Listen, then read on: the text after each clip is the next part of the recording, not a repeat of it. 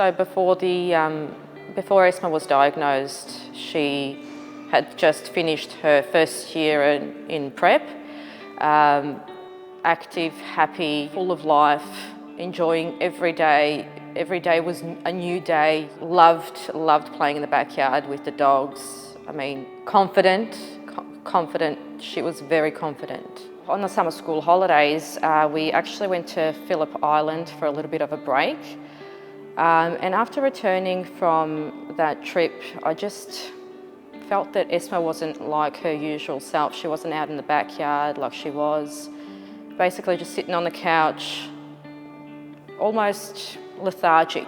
We did what anyone would do, go to the hospital, go to the doctors, up and down numerous amounts of time, until, she had the MRI and they said there's a big tumour on Esma's spine and brain, I just wasn't prepared for that news. I think time just stood still for me.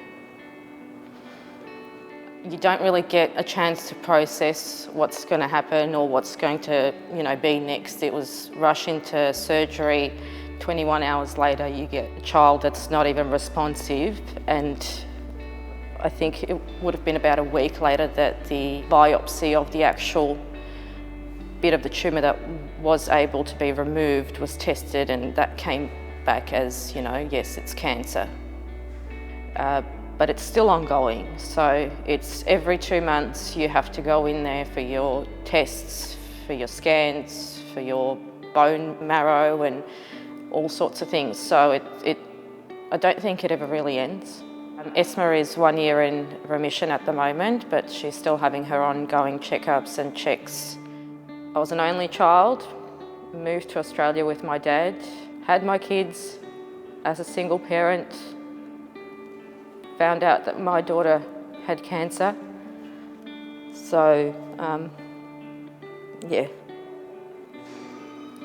very hard for me.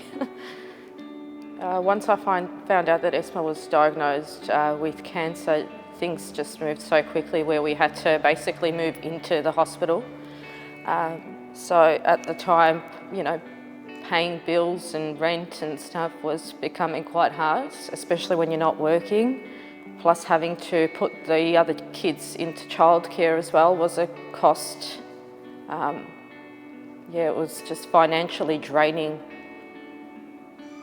Focus was everywhere at that point, and not where it should have been. My room helped me a lot throughout my journey, and even afterwards they paid for the roof over our heads, bills, food, car park, absolutely everything. In every way possible, they went above and beyond just to accommodate me and my family and to make it a little bit more easier for us, to focus on being together and spending that quality time with each other.